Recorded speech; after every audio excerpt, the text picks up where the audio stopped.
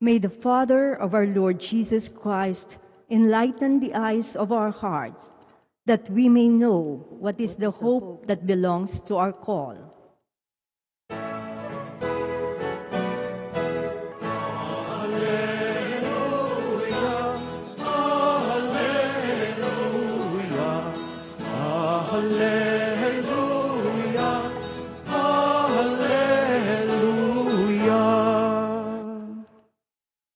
The Lord be with you. And with your spirit. A reading from the Holy Gospel according to Saint Mark. Glory to you, O Lord. As Jesus was passing through a field of grain on the Sabbath, his disciples began to make a path while picking the heads of the grain.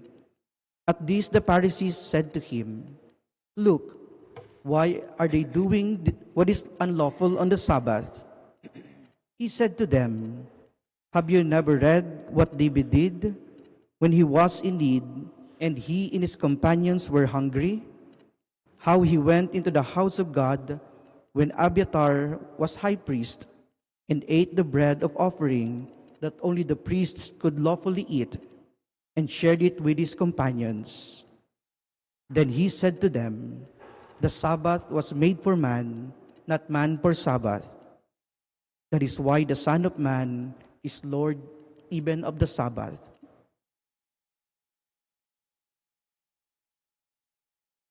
My dear brothers and sisters, the Gospel of the Lord.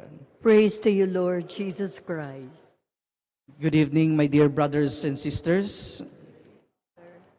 Jesus, in the Gospel of Matthew, he says, "I desire mercy, not sacrifice." Taken from the words of the prophet Hosea, habag, hindi alay, hindi sakripisyo, yung nais ng Diyos. And I think, my dear brothers and sisters, it is good to see these words in the context of our gospel today, that we may look with mercy and compassion to those people in need. Nawa makita natin, tingnan natin na may habag yung kapwa natin na nahihirapan at nangangailangan. And this is what had happened in our gospel today.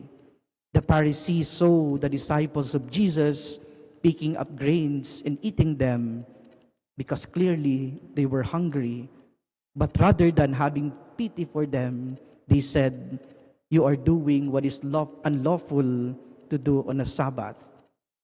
So we know how strict are the Jews with regards to Sabbath. No? It goes back to the very beginning of creation. Kasi nga yung Diyos, He worked for 6 days and on the 7th day, He rested. So the people must imitate the example of God.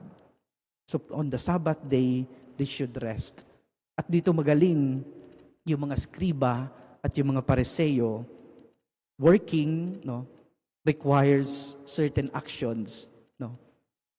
Yung pagtatrabaho, kailangan ng certain requirements para masabi na nagtrabaho sila. So usually, harvesting, threshing, and winnowing, no? Pamputi, pag-iik, at yung pagtatahip. No?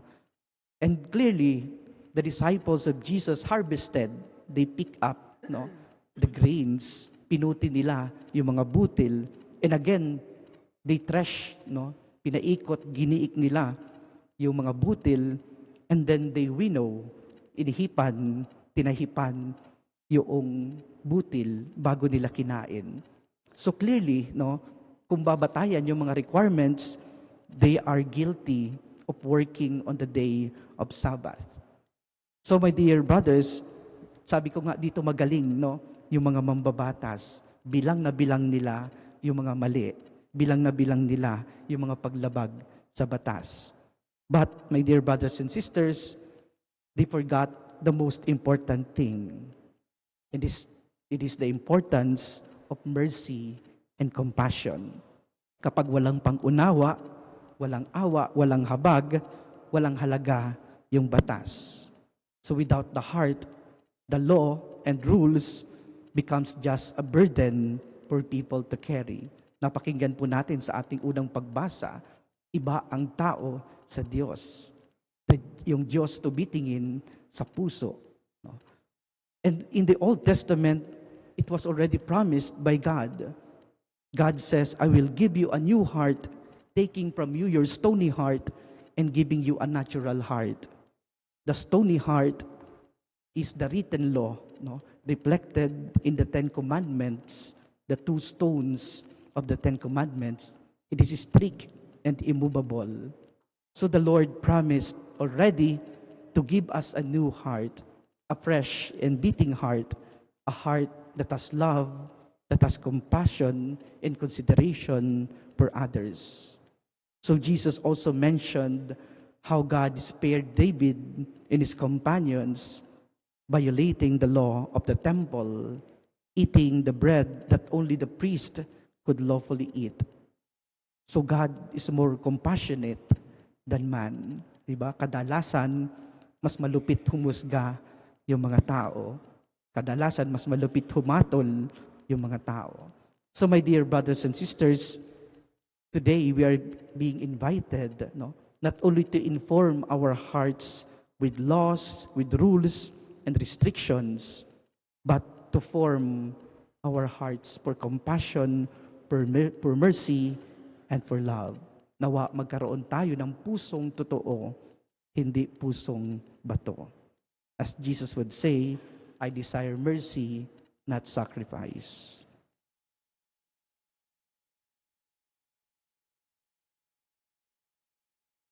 Please all stand. The Sabbath is not a burden